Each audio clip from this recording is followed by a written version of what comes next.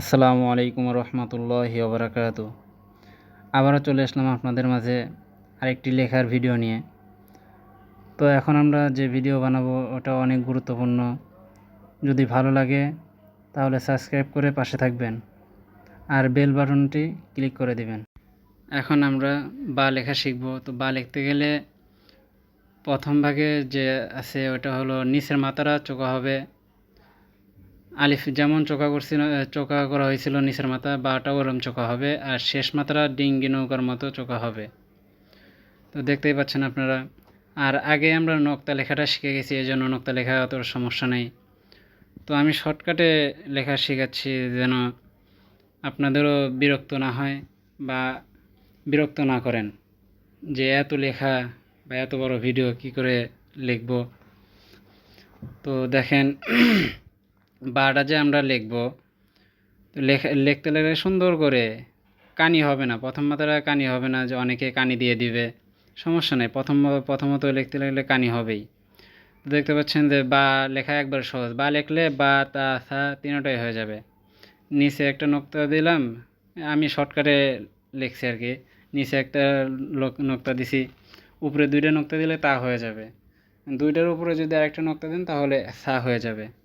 এরপরে ফা ফা লিখতে গেলে বা আর ফা একই, পাঁচটা হরফ সেম প্রায় একই। দেখতে পাচ্ছেন আপনাদেরকে ফা, বার উপরে ফাটা শুধু একটু মাথা দিয়ে দিলে বা ফা ফা হয়ে যাবে। তো দেখতে পাচ্ছেন বা আর ফা সেম এক। এরপরও কয়েকটা লেখানো হচ্ছে দেখেন। আপনারা যদি লেখা শিখে যান তাহলে দেখতে অনেক সুন্দর লাগবে। এরপরে হরফ কাফ। তো আমরা যে আলিফ লিখছিলাম, তো আলিফের নিচের মাথা চোকা, তো কাফেরও ওই সেম একই হবে, যে নিচের মাথাটা চোকা হবে। দেখতে পাচ্ছেন ওখান ওই নিচের মাথা থেকে সুন্দর করে শুধু ঘোরা নিয়ে বাটা দিয়ে দিব, বা আমরা যে বা লিখছিলাম ওই বার মতো করে দিয়ে দিব, তাহলেই কাফ হয়ে যাবে। আর কাফের মাঝখানে যে পেঁচানোটা আছে ওটা সহজ, ওটা মাঝখানে একটু গোল করে তারপরে দিয়ে দিবেন। দেখতে পাচ্ছেন আপনারা কত সহজ। আমরা আরও কয়েকটা কাফ লিখে দেখাবো। দেখেন যে কাফ লিখতে লাগলে কত সুন্দর হয়ে যায়। মেন কথা আরবি লেখাটাই আপনার সুন্দর হয়ে যাবে। যদি আরবি লেখাটা একটু মনোযোগ দিয়ে লিখতে পারেন তাহলে দেখবেন যে আপনার কাছে আরবি লেখাটা কোনো রকমই মনে হচ্ছে না, সুন্দর মনে হবে বা সহজ মনে হবে। এরপরে যে আমরা ওই যে পাঁচটা হরফ লিখছি বা তা সা ফা কাফ, এগুলো একসাথে লিখব।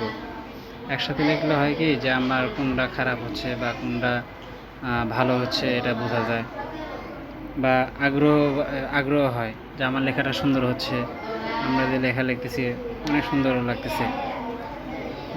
বা লিখলাম, এরপর তা, এরপর সা, এরপরে ফা লিখব।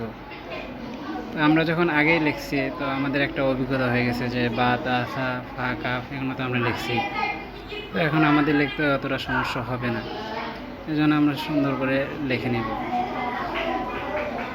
আপনারা যদি এই ভিডিওটি দেখে উপকৃত হন বা উপকার পান তাহলে সাবস্ক্রাইব করে পাশে থাকবেন।